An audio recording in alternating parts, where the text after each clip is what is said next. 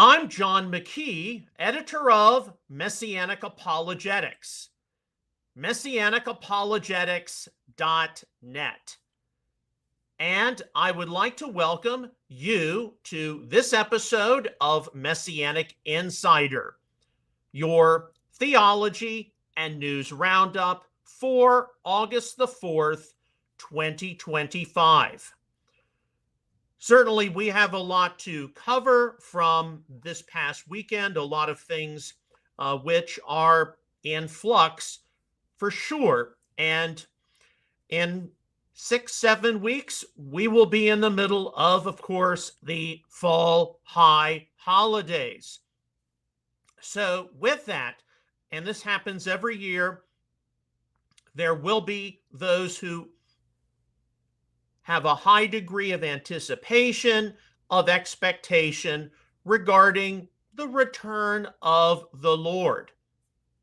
While I absolutely believe in the past year we have taken some giant leaps forward toward the return of the Lord, I don't believe it's going to be happening this year.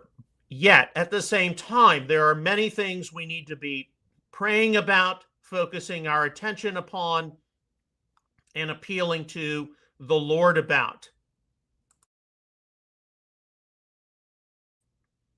All right, so let's get started. Before we get started, sorry about that. We do this every Monday. If you have not already, please do go to the Messianic Apologetics website, messianicapologetics.net. Here in the right-hand column, blog notifications. Be automatically notified by email when Messianic Apologetics is updated. You can put your email address in there. You'll be asked to confirm your subscription. Whenever we add something new to our website or reintroduce something, you should receive an automatic notification. This is different than our email list, which you can subscribe to by clicking on the envelope right there. The email list, those are things we have to specifically put together. But this is a great way for you to be notified when we add something. All right, so let's get started with our theology review. And as I announced last week, we're going to be going through this next week, possibly a little into next week, some of the common reasons given in favor of the popular doctrine of pre-tribulation rapture. Now, where did I get this idea? I got this idea from this post by Alan Didio. Some of his articles are featured on Charisma. Why the post-tribulation rapture view doesn't hold up. So he's obviously a pre-tribulationist, and he gives 5 specific reasons here in this post, and this post came June the 24th, so I've been holding on to this for a while. These are things our ministry has definitely already addressed, and so over this week, and there'll probably be some feedback, so we'll have to cover it next week as well. I thought it'd be prudent with the fall high holidays impending next month for us to review some of this, because it has been my experience that every year around this time, there's a huge amount of anticipation regarding the last days. You may even have some people specially visit your Messianic congregation or synagogue expecting the rapture to take place on Rosh Hashanah or sometime around that. So it's important that we review some common reasons given in favor of the pre-tribulation rapture and how there are actually post-tribulational responses to it. Now, if you have not already, I highly recommend you get a copy of our ministry publication, newly updated and expanded. This is the combined When Will the Messiah Return? Dangers of Pre-Tribulationism. You can get it at outreachesrealbookstore.com. It's also available as an ebook for Amazon Kindle. And of course, why did we put these two books together? Some people got When Will the Messiah Return? They didn't know that there was a dangers of pre-tribulationism. or vice versa. So let's combine them into a single book and, of course, add new information because we are in the year 2025. So that's a resource I think many of you all will greatly benefit from and appreciate. Okay, now I have to switch windows really quickly because our teaching today addressing the first reason provided by that ex post will deal with the whole issue of Yeshua going to prepare a place for us. Is that a decisive proof in favor of the pre-trib rapture? Okay, so let's switch screens really quickly and make sure this actually works. Yes, it did. Remember last week it didn't work a few times. All right, so this is from the Dangers of Pre-Tribulationism section, going through the 50 apparent evidences in favor of the pre-trib rapture. So you see what this person was alluding to regarding Yeshua going to prepare a place for us, which many people conclude is some kind of a marriage chamber in heaven where believers will be raptured up at any moment before the 70th week of Israel or tribulation period. At the time of the translation of the church, all believers go to the Father's house in heaven, John 14:3, and do not immediately return to the earth after meeting Christ in the air as post-tribulationists teach. As someone who's a post-tribulationist, I believe that at the return of the Lord, at the second coming, all believers, living believers, but all believers will meet the Messiah in the air, and then we will all return to the earth together. There is no rapture up into heaven. We meet the Lord in the air. But what do we do with the issue of Yeshua going to prepare a place?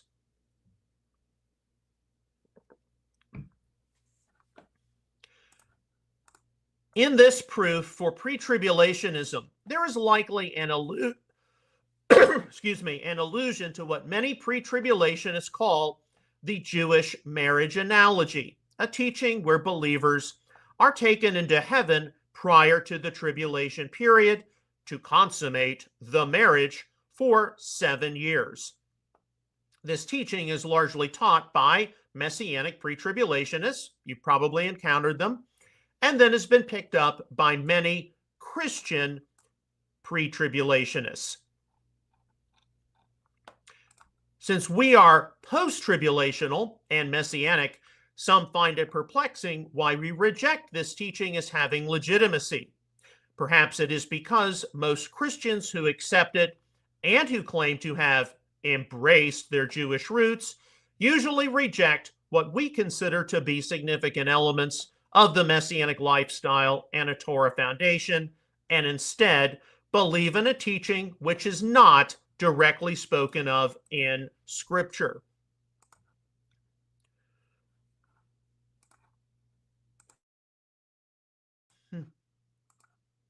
The Jewish marriage analogy teaching was addressed previously in chapter 6 of When Will the Messiah Return? Who or what is the true bride of Messiah?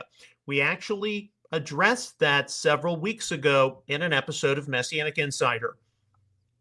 This chapter considers the problems of accepting something which is not explicitly taught in the Bible and ignoring some key passages which speak of what the Father's house truly is, which is ultimately not located in heaven.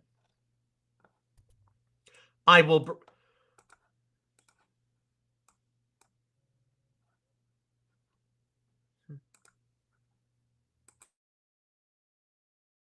Excuse me again. I will briefly comment on the Father's house and the place Yeshua is preparing for his own. John Wolverd, that's the one who provides the reason we're addressing, references John 14:2 and 3 as support for pre-tribulationism and the idea that believers are to be taken into the Father's house prior to the tribulation period. Yeshua said, "In my Father's house are many dwelling places. If it were not so, I would have told you, for I go to prepare a place for you. If I go and prepare a place for you, I will come again and receive you to myself, that where I am, there you may be also." John 14, 2 and 3, New American Standard. By quoting this, pre-tribulationists frequently conclude that Yeshua is presently in heaven preparing a marriage residence for us, and one day the Father will tell him to gather the holy ones or saints to consummate the marriage prior to the tribulation period. But was this really what the Messiah was saying? First of all, Yeshua stated how in his Father's house are many dwelling places. The verb asen appears in the present active indicative tense, indicating that these dwelling places presently are in heaven. This implies that if any of us die in the faith, we have some kind of a domicile waiting for us in heaven where we can rest and be refreshed until the resurrection. Yeshua does not need to go and create them.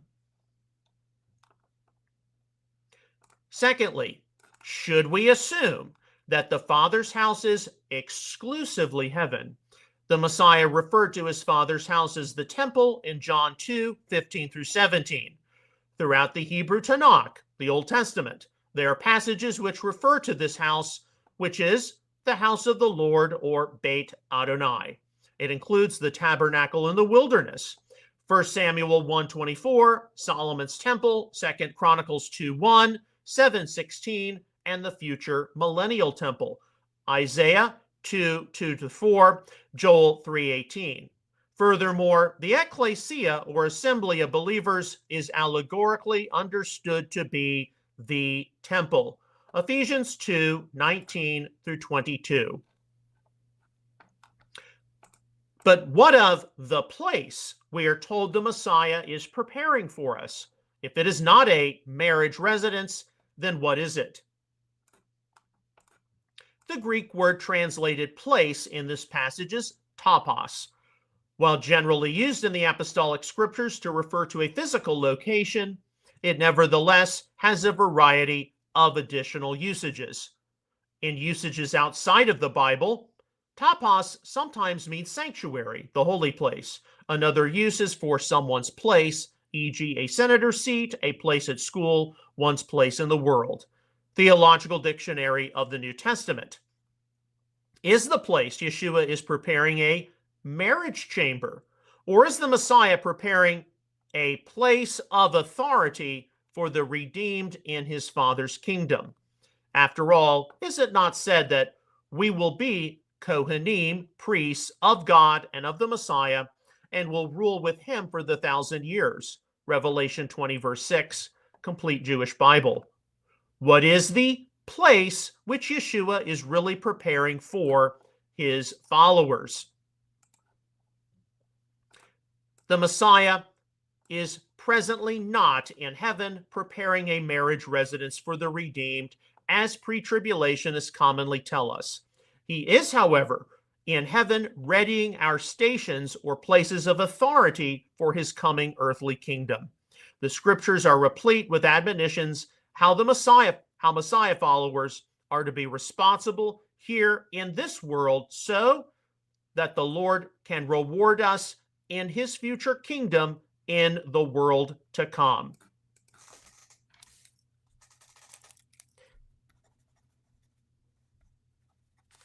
So I hope that this provides an answer for this common reason given for the pre-trib rapture. I'm sure many of you all have heard there's no requirement that the place Yeshua said he was going to prepare for his own is some kind of a marriage chamber in heaven.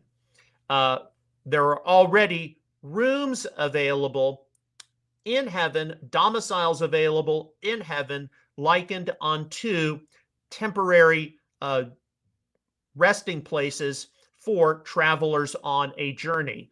The place Yeshua is going to prepare for his own is instead a place of authority in his coming earthly kingdom. And tomorrow we will plan to address some more of that post.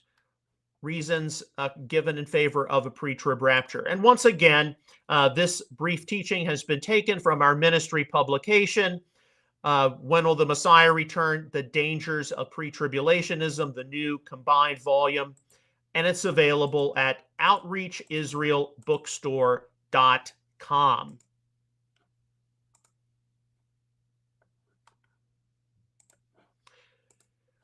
All right, so that finishes up our theology roundup. Now let's get into some news. And there has certainly been a lot of news happen over this weekend. We've got a number of continued hotspots in the world.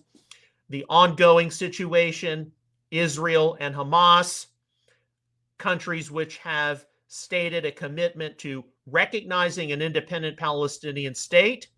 We've got the Russia-Ukraine situation, and some of you all may remember that we closed on Friday with hearing that President Trump has decided to move some submarine assets closer to Russia in response to what he considered to be some provocative words from Dmitry Medvedev, the former Russian president.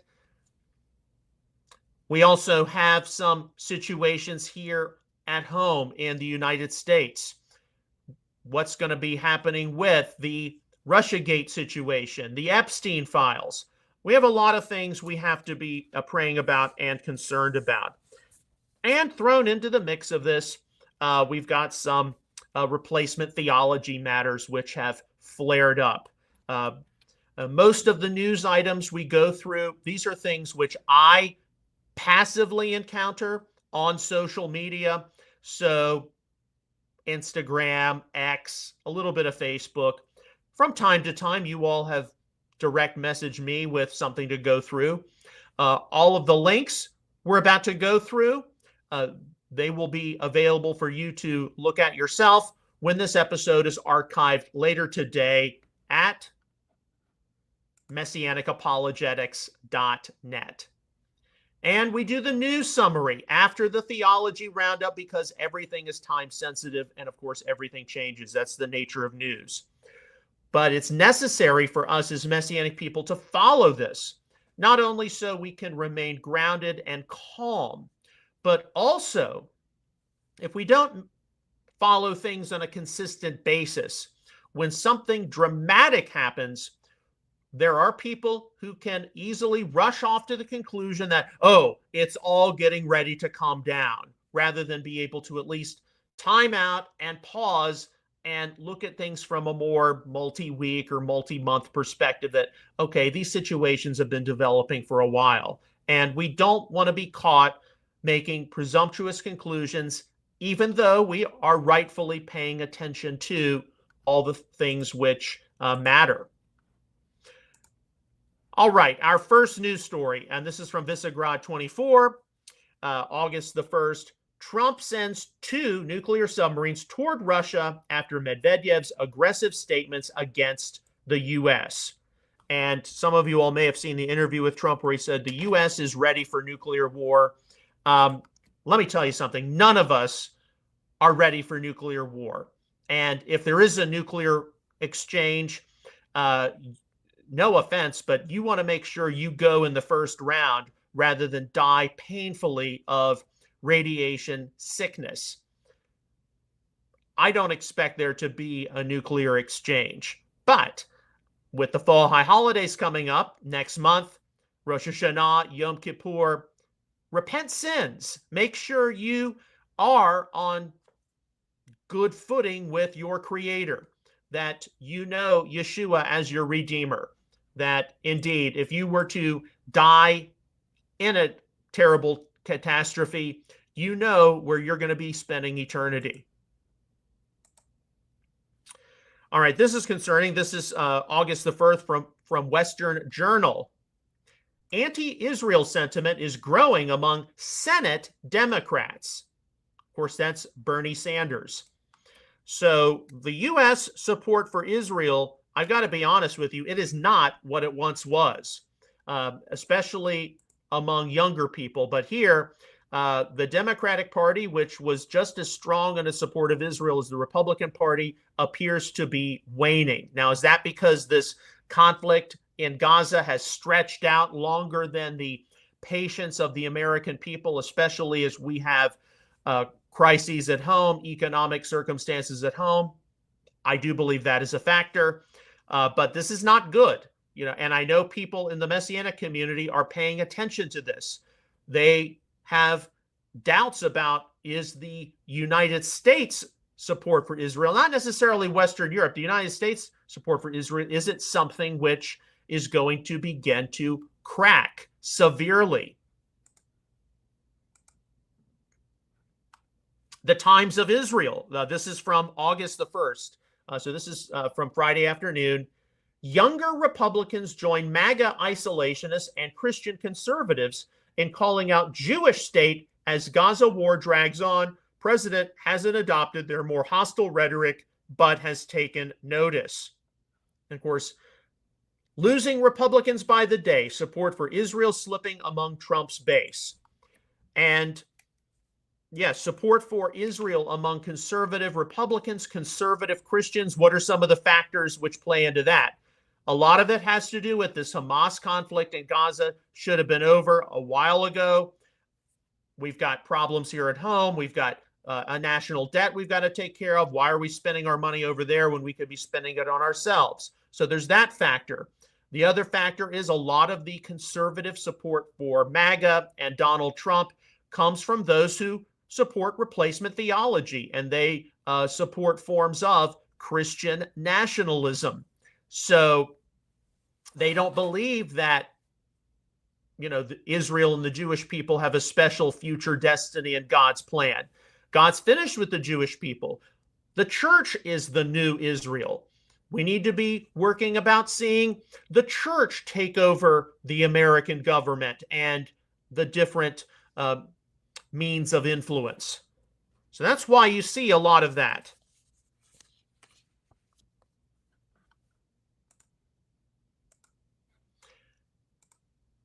All right, from Israel Daily News, this is August the 1st. I thought this was interesting to pass along. Saudi Crown Prince Mohammed bin Salman has a vision that goes beyond normalization with Israel. He aims to redesign the Middle East region through a strategic alliance with Israel that concentrates on security, technology, and economic cooperation. According to reports, the Crown Prince views normalization not simply as the goal, but as a foundation leading a new Middle East order. He seeks U.S. defense guarantees, a civilian nuclear program, and progress on the Palestinian conflict prior to committing to any deal. This kind of agreement could dramatically shift the region's power balance, drawing many Israeli officials to pay close attention. If these plans continue forward, they could open the door to one of the most significant diplomatic realignments in decades. One of the big, rumors was that Israel and Saudi Arabia were getting ready to cut possibly a really big deal prior to the October the 7th, 2023 disaster. And that, of course, started the Israel-Hamas conflict. It's not as though some kind of normalization, Israel and Saudi Arabia wouldn't have to sort through the Palestinian issue. But this whole conflict in Gaza, the war, that has, derailed a lot of the plans of some of the more moderate and forward-thinking Arab and Muslim leaders. Now, how does this play into the end-time scenario? We have no idea. We're just passing on information. We're just monitoring the things which can happen. And we have to, of course, wait and see.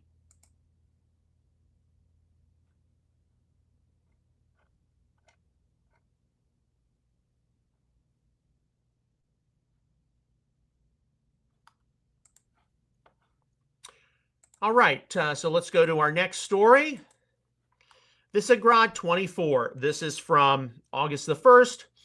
While speaking about the need to release the hostages, a man asked him, this is the French president, Emmanuel Macron, does that include the Palestinian hostages? Macron answered, yes, all the hostages on both sides. Just to clarify things, Israel doesn't hold a single Palestinian hostage. Yes, they consider the different Palestinians they hold to be prisoners of war. From the New York Post, here's the Epstein development. That this is one of the big things happening here at home that I know all of us wonder about and even are a little concerned about. The New York Post, August the 2nd, so this is Saturday. President Trump on Friday said he'd like to release everything the government has on notorious late pedophile Jeffrey Epstein and signaled that he's leaning against pardoning rapper Sean Diddy Combs. Yeah, so of course some people have speculated that what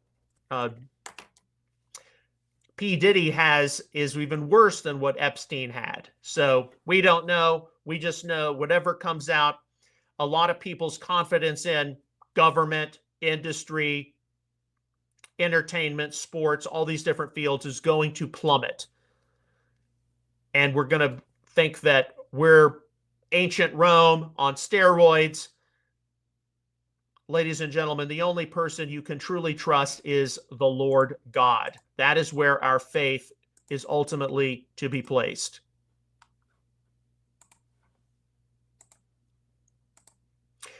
All right, from Visegrad 24, speaking of more moderate, forward-thinking Islamic states in the Middle East, amid radicalism, war, and instability across the Middle East, the UAE, that's United Arab Emirates, stands as a beacon of hope. The Abrahamic Family House, a groundbreaking interfaith complex that includes together, these sacred spaces symbolize tolerance, coexistence, and dialogue among the three Abrahamic religions. Yes, and you can look through this. You can look through some of the pictures. Right, you've got a synagogue, a mosque, a church. This is in the United Arab Emirates. And of course, one of the things people do speculate about is especially when they look at the figure of the false prophet of the book of Revelation, is there going to be a one world religion, or at least a religious association of tolerance? And so people see things like that and they think, okay, this is what we need to be anticipating in the Middle East, not a lot of this radical jihadism.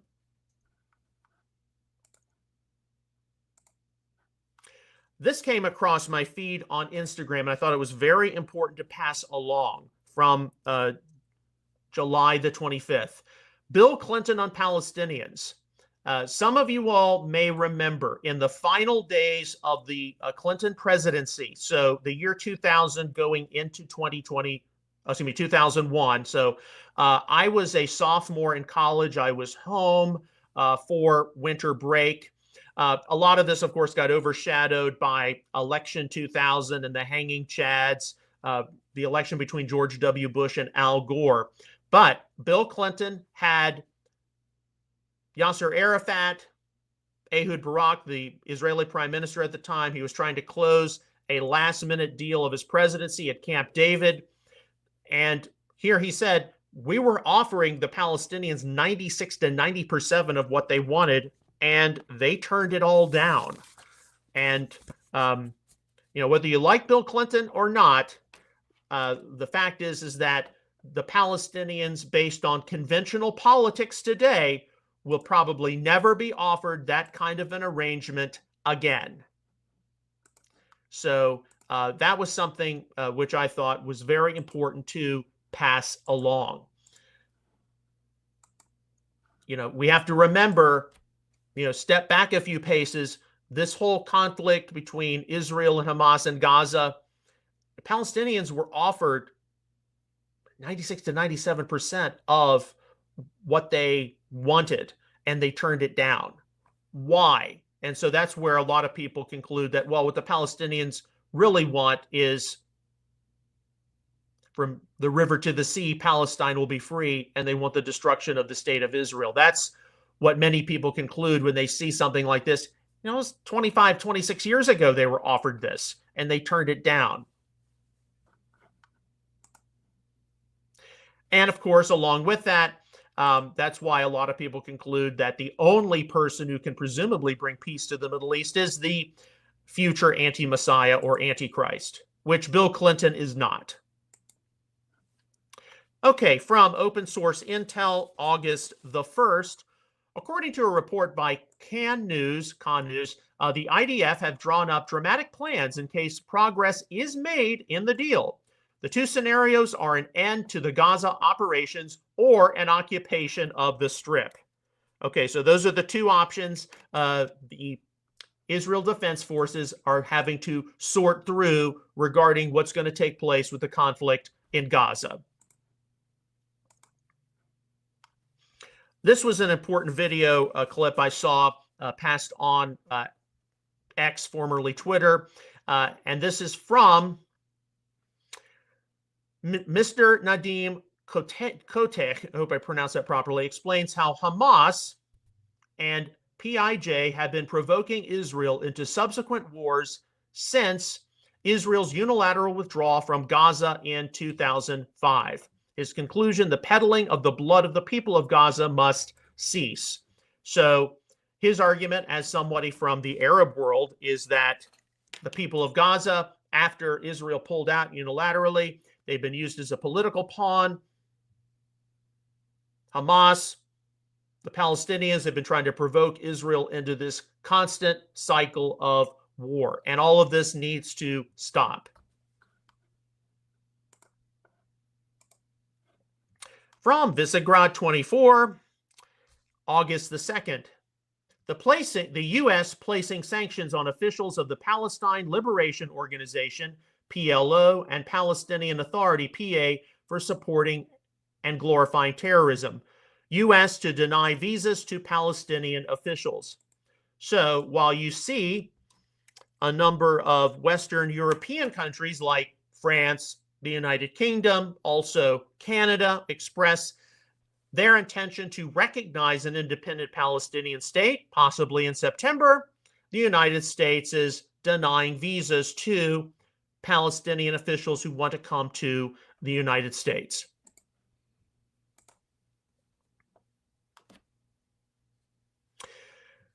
All right, the Russiagate situation. This is from August the 2nd, Newsmax. President Trump told Newsmax that former President Barack Obama and Hillary Clinton should pay a price for their role in the alleged Russiagate hoax, calling it one of the great scandals in our nation's history. Yeah, what is going to come from the whole Russiagate issue? We saw some developments last week. We're likely to see some new developments this week.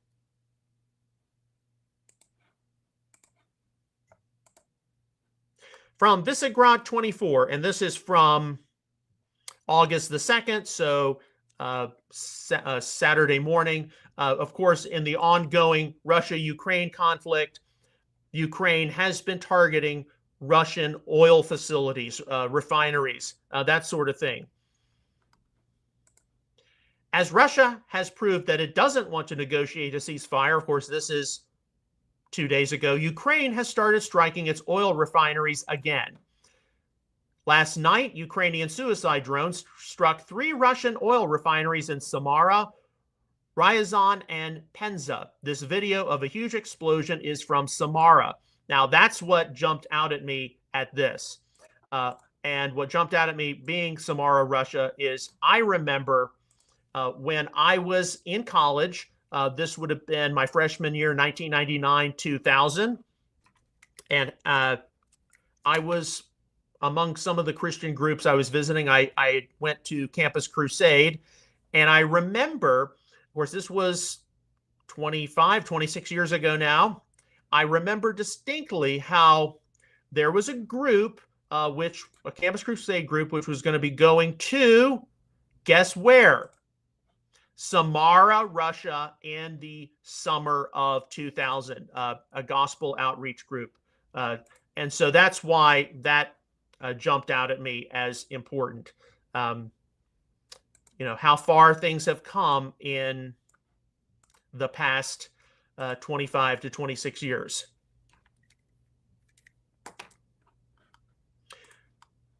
Tensions continue to build with Russia. This is from open source intel, August the 1st. U.S. envoy to NATO. Trump will hit Russia with devastating sanctions on August the 8th. That's this Friday. Russia won't have any friends, no trading partners. Okay, is that going to happen? Is it not going to happen? It does show you how the rhetoric is being ratcheted up significantly. Maximum pressure is going to be forced upon Russia to come to an agreement on the war in Ukraine. Okay, this is from Rabbi Brian Samuel. He's an IMCS rabbi. I've encountered him at different events over the years. He's got a real popular channel on X. Coming against replacement theology, obviously, a post from Shabbat, August the 2nd. This isn't regarding the place of non-Jewish believers. Grafted into Israel, not in replace of Israel, not in fulfillment of Israel, grafted into Israel. And of course, in Paul's analogy of the olive tree in Romans chapter 11, it's wild branches of the nations grafted in to a tree which has natural branches. And while the natural branches and the wild branches do maintain some differences and distinctions, and indeed, the wild branches are not intended to replace or displace the natural branches, it also needs to be remembered they're all olive branches.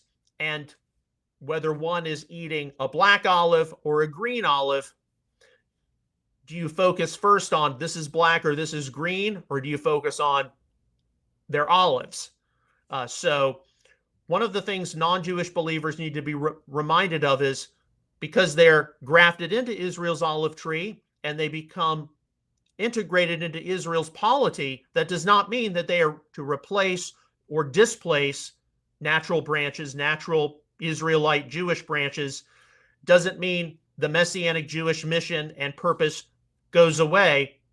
And sometimes Messianic Jewish believers need to be reminded of how wild branches, while being grafted into Israel's olive tree, are not intended to replace or displace them.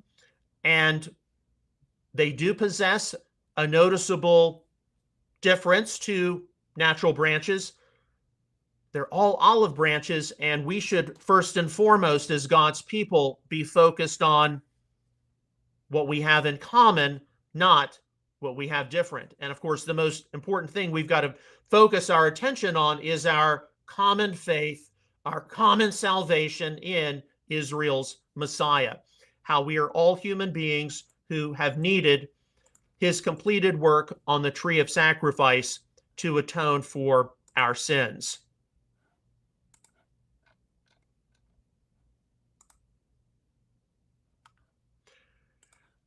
All right.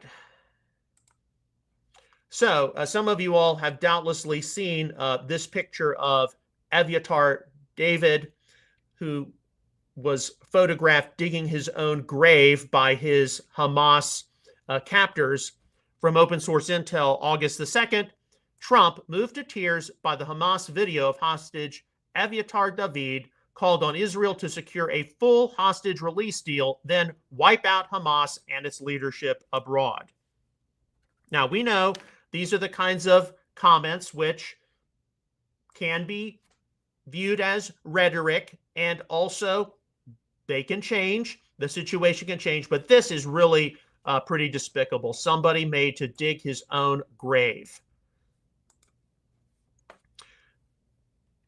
Back to Russiagate here in America from a journalist, Catherine Herridge. Many of you have probably seen her over the years. FBI Director Kash Patel broke open 2016 election FISA abuse scandal. Strategic media leaks were used by FBI, DOJ to amplify collusion narrative, plus help secure surveillance warrant. I was among the first to report on the Nunes FISA abuse memo. This copy with my notes from Attorney General Horowitz' 2019 report has aged well. So yes, this is a story. This is something developing which is not going away anytime soon. From Open Source Intel, August the 2nd, France's Foreign Minister Jean-Noel Barrot. Hamas must be disarmed and excluded from governing Gaza. All hostages must be released unconditionally. At the same time, humanitarian aid must be allowed to enter Gaza on a massive scale. Now, what makes this important is that, of course, France has announced their intention in September to recognize a Palestinian state. But here they are saying Hamas has to be removed from the scene and humanitarian aid must enter in. So we don't know everything that's going to happen, but we do know we have to stay up on it. From Open Source Intel, August the 2nd. In a closed-door meeting with Israeli hostage families, Steve Witkoff reportedly listened closely and shared cautious optimism, saying, "I don't have perfect news, but I believe we'll succeed." He revealed a key shift in Trump's stance: no more piecemeal deals. President Trump now believes everyone must come home at once. Witkoff added, "We have to shift to an all-or-nothing deal for all 20 living hostages, and we have a plan." And indeed, the pressure is mounting. September, all of the activities at the UN, which are expected for that time of year, they are barreling down the pike. What's going to happen? Are all of the living hostages going to be able to return home in some kind of a massive deal? Visegrad 24, August the 2nd. So this is Saturday. The world is fascinated about the humanitarian tragedy in Gaza. The world could not care less about the much greater humanitarian tragedy in Sudan or the atrocities of the Muslim Brotherhood-affiliated General Fatwa al-Burhan in Sudan. Why the double standard? Yes, look, we want the situation in Gaza to be over. I think everybody wants that. At the same time, there are other situations in the world where there's a greater humanitarian crisis. Why do we not hear more about those? Is it because Jews are not a factor, possibly?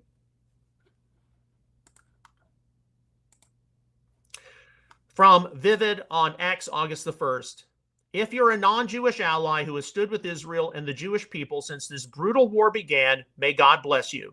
You are an absolute blessing. Thank you from the bottom of our hearts. Israel does not stand alone. Yes, and to that we say, Am Yisrael Chai.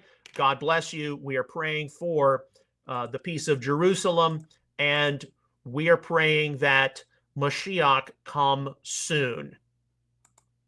And indeed, one of the things, and we're going to see some of this when we note a number of the replacement theology posts, Israel, the Jewish people, the Messianic Jewish community need all the allies they can get today.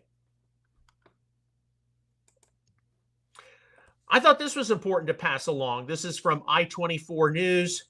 That's Yair Lapid. He's the leader of the Israeli opposition. Opposition leader Yair Lapid said Saturday that Israel's ongoing military campaign lacks the fundamental support it needs to continue. There has always been one prerequisite for Israel's wars: a majority, he stated. The state of Israel cannot wage a war if the majority of the population does not support it, believe in its goals, and trust its leadership. None of these conditions are met today. Lapid called for an immediate end to the war and renewed efforts to secure the release of the hostages. Now, I don't live in Israel. I don't know what the people on the ground are saying, whether they're like, hey, we need to continue this and we need to, wipe out Hamas, wipe out the terrorists as though they were the Amalekites, right? I mean, there's that point of view. Likewise, I'm sure there are a lot of people in Israel, they are tired of this war. They want it concluded. They want the hostages back. They want Hamas removed, but they've grown weary. It's been almost 2 years. We can all understand, when is this thing going to be over, right? When is this thing going to be concluded? But to be certain, there are, and this is true of an open democracy. There are people in the Israeli political establishment, whether this is accurate or not, only Israelis on the ground know, who are at least saying, and it may just be a point of rhetoric, well, the population isn't behind this war anymore. We need to wrap this thing up. Would that be possible in some of the Arab Islamic states, which tend to be antagonistic or enemies of Israel? Not so much. All right, from Open Source Intel, August the 3rd, this is yesterday, Sunday, Sir Keir Starmer, this is the British Prime Minister, has been warned that recognizing a Palestinian state would destabilize the international legal order. The recognition plan would create a troublesome precedent and could well challenge and ultimately destabilize an international system founded upon a common understanding of what it is to be a state. The new legal opinion was commissioned by Labour peer Lord Mendelsohn in response to Sir Keir's conditional recognition of a Palestinian state. Indeed, some of you all may remember Mendelsohn. He was part of Tony Blair's government way back in the day. And of course, just like Keir Starmer, they're both members of the Labour Party. So yeah, we'll just wait and see what happens. Did Starmer announce his intention to recognize a Palestinian state out of genuine legal convictions or political realities for his party?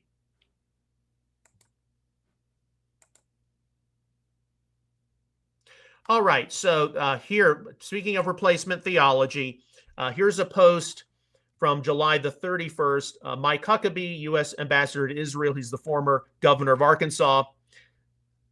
I can't be Christian and not be completely connected to the Jewish people. Our entire faith is built on the foundation of Judaism. God blesses those who bless Jews and curses those who curse Jews.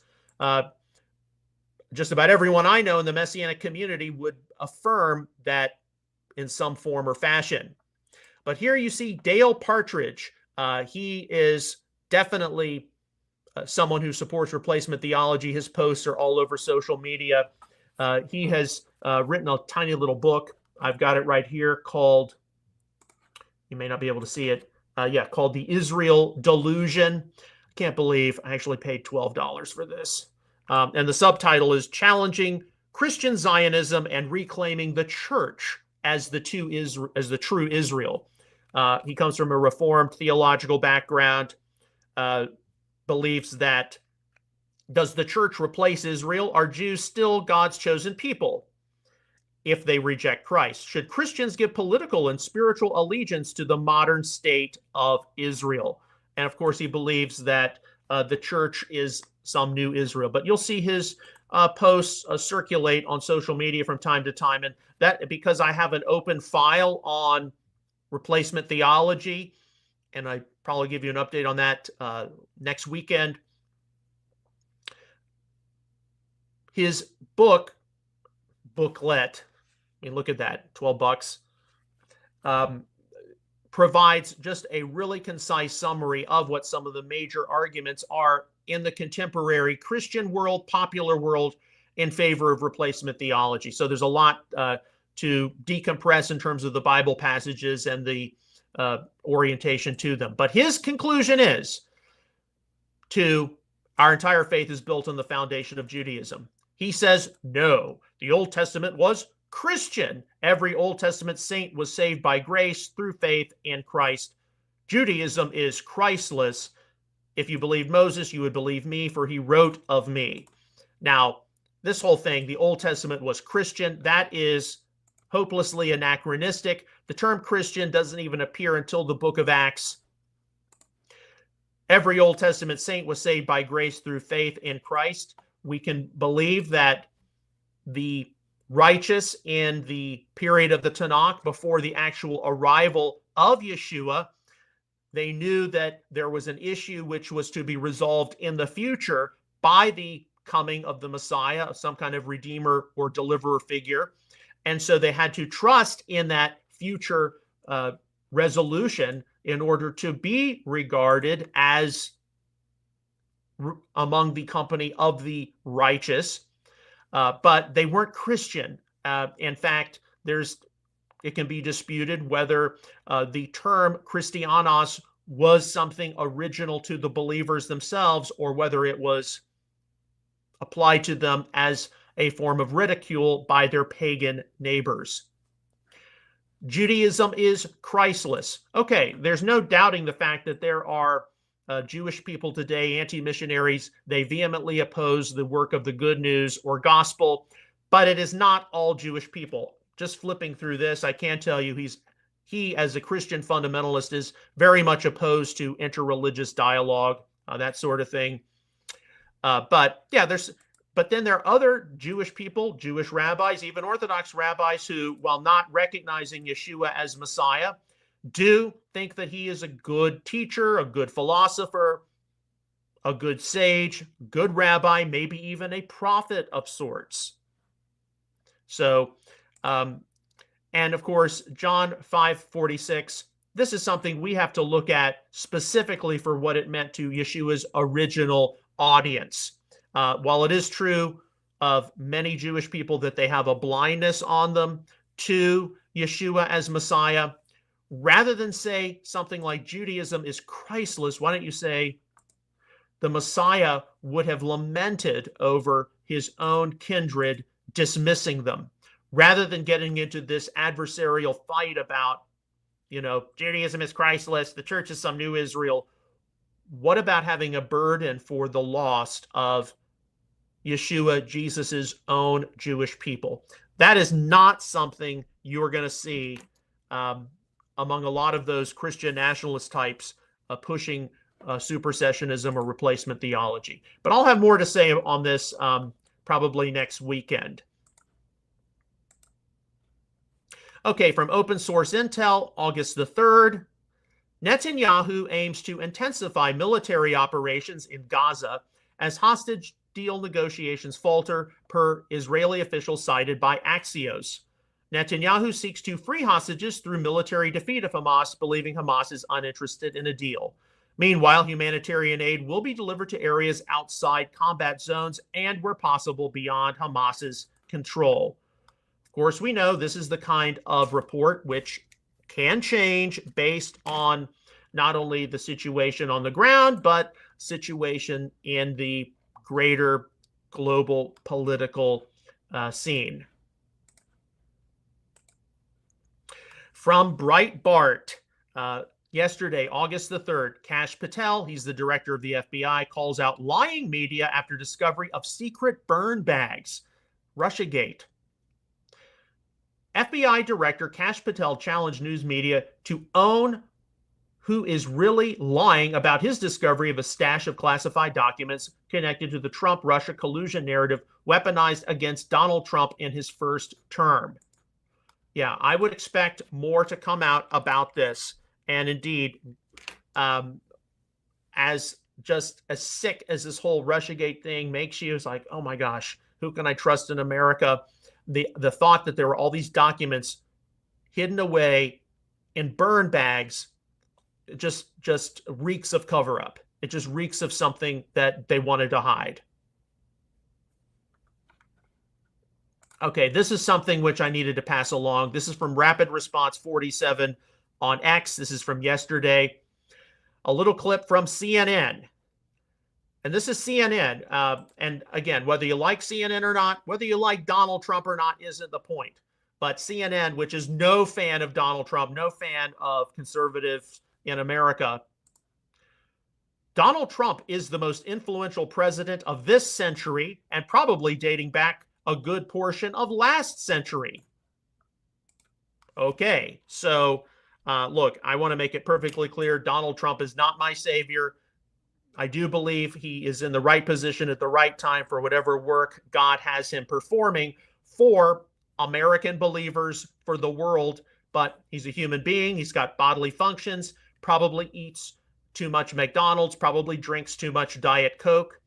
But this is something to take note of. CNN saying that he's the most influential president of this century, maybe going back into the 20th century as well. That shows you that he is an important leader to be reckoned with. Do I believe he is the anti-Messiah? No. Do I believe that some of the activities he is going to be responsible for are going to lead toward the end time scenario? It's possible, and that's why we monitor things now the way we are. Okay, so this was really sad. It's from Newsmax, although you've probably seen it circulate on other venues. August the 3rd. Lonnie Anderson, who played a struggling radio station's empowered receptionist on the hit TV comedy WKRP in Cincinnati, died Sunday, just days before her 80th birthday. Of course, I would have passed this along anyway. Lonnie Anderson was once married to the late Burt Reynolds. But yeah, she was prominent on WKRP in Cincinnati, and I take note of that because Cincinnati is my hometown. I was born at Christ Hospital in Cincinnati. So anything regarding Cincinnati, I take note of. And of course, this is, the passing of a generation, my parents' generation. I didn't watch WKRP that much, but I did catch it from time to time. And I always have a fond feeling when I watch it because of getting to see my hometown in the 1970s and early 80s. Okay, more from Dale Partridge. Here you see from August the 3rd, House Speaker Mike Johnson praying at the Western Wall. He's wearing a yarmulke. He's wearing a kippah. Dale Partridge isn't too happy about what the Speaker Johnson has done. In his mind, the Western Wailing Wall is the remnant of the temple that God destroyed in 70 AD for the Jews' rejection of their Messiah, Matthew 24. Because of dispensationalism, we now have quote-unquote Christians who mourn with Christ-rejecting Jews by praying at the rubble. Never show sympathy against what God has judged, lest you find yourself opposing his justice and will. And then he quotes Proverbs 17:15, he who justifies the wicked and he who condemns the righteous are both alike an abomination to the Lord. Okay, Dale Partridge, you will have your appointment with the God of Israel sometime in the future. Now, there were a lot of circumstances which played into the destruction of the Second Temple in 70 CE. And yes, it can be said that Yeshua anticipated this taking place in his teachings. But at the same time, Yeshua wasn't like, the temple was destroyed. That was something he lamented over. Yeshua lamented over Jerusalem. He lamented over many of his own kindred, Jewish kindred, rejecting him. That is what we need to be feeling as the redeemed who know him as Savior. And indeed, Dale Partridge and anyone else who holds to replacement theology, is it not true that the Messiah is returning to the earth and that he's going to reign from Jerusalem? Or is that just all allegorical stuff now?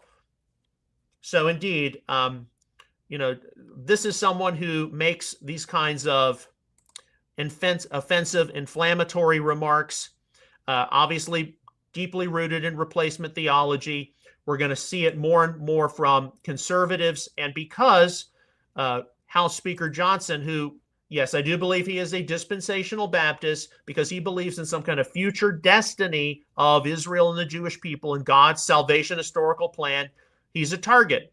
And while a lot of people in the Messianic community, myself included, don't hold to dispensational beliefs or in eschatology, we do believe in a significant future destiny for Israel, the Jewish people, the Temple Mount. Yeshua is returning to Israel. He's going to be reigning from Jerusalem. That's going to be the capital of this planet in the millennial kingdom. I don't think Partridge believes in any of that. The church is some Israel, and anything regarding a future return to the Holy Land, that's just speaking of the church and the bounty we're supposed to have in Christ. Expect more and more inflammatory remarks like this in the future. And yeah, he looks at Judaism as completely pagan, completely rejected religion, and Jews and Christians really have nothing in common at all. The Messianic Jewish movement is here to fix a lot of that misunderstanding. We're here, Messianic Apologetics, to help fix a lot of that misunderstanding. Oh, yes, and somebody in the comments here said, wow, that booklet isn't worth the paper it's printed on. Well, I haven't read it all in total, but I can say, yeah, paying $12.99 for this, that's a 12-pack of beer. I probably didn't need it anyway. Okay, we got 4 more stories to go through. Russiagate, this is from Newsmax yesterday, August the 3rd. Stephen Miller, prosecute Hillary, others for coup against Trump. Newly declassified documents on the Russia collusion story reveal a coup against President Donald Trump, and those who took part in it should be prosecuted for one egregious felony after another, Stephen Miller said. Indeed, where are we going to be with this next week?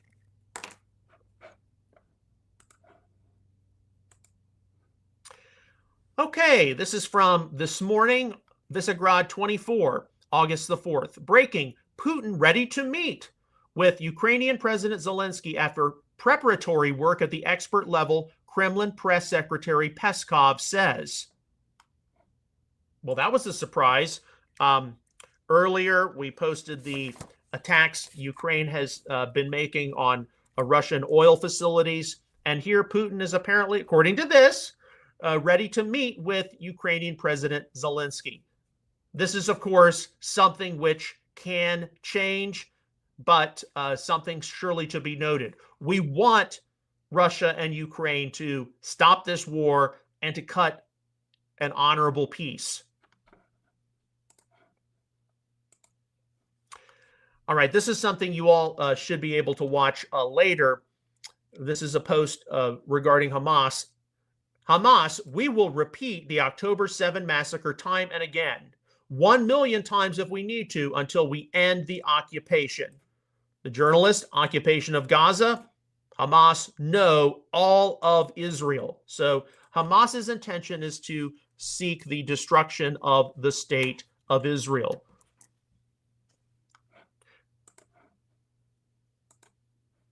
And then finally, this is the final story, also from Visegrad 24. This is from this morning, August the 4th. I saw this right as I was getting everything together. This is out of Iran. A new survey shows major support in Iran for the demand made by the leader of the failed 2009 Green Revolution, former Prime Minister Mir Hossein Mousavi, to hold a national referendum on convening a constituent assembly to draft a new Iranian constitution. 62% of Iranians support Mousavi's demand, who has been in house arrest since the failed revolution in 2009. So, this is the kind of thing people are paying attention to regarding possible regime change in Iran. Of course, this comes on the heels of the 12-day war between Israel and Iran, and the U.S. joining in to bomb Iranian nuclear facilities. It also comes in with increasing support, possibly, for the return of the crown prince, the return of the Shah. Apparently also various Iranian political military leaders announcing an intention to defect to a new regime. Is it going to happen? Is it not going to happen? We don't know, but we do know that subsequent to the 12-day war, there are a lot of shifts which are taking place in the Middle East and indeed in the world at large, and even here at home in America. So what's going to happen? We can't speak presumptuously. We have to monitor things. We know that 6-7 weeks from now, we're going to be in the middle of the fall high holidays, Rosh Hashanah and Yom Kippur. With that season comes a huge amount of prophetic speculation. It certainly involves a huge amount of personal reflection on our lives, what we've done in the past year, what we're going to do in the next year, what God has in store for us. And indeed, 2024, 2025 has been a very significant year for the world. And we've certainly, as a family and as a ministry, have gone through a number of changes. I hope they've all been positive. And I hope that we have rightly discerned the will of the Lord for our own future and what he has in store for us and the work that we're supposed to do and the topics which we are supposed to address. And, a lot of time and a lot of effort go into producing this 5 times a week live stream now. And we just want to really thank you, especially as things get slow in the summertime, for your prayers, support, and just kind words to us. As always, on behalf of Outreach Israel Ministries and Messianic Apologetics, I would like to thank you for all of your prayers, encouragement, and support for our ministry efforts. You can give online at outreachisrael.net/support. We'll see you tomorrow with another episode of Messianic Insider. Until then, may God bless you, shalom, and take care.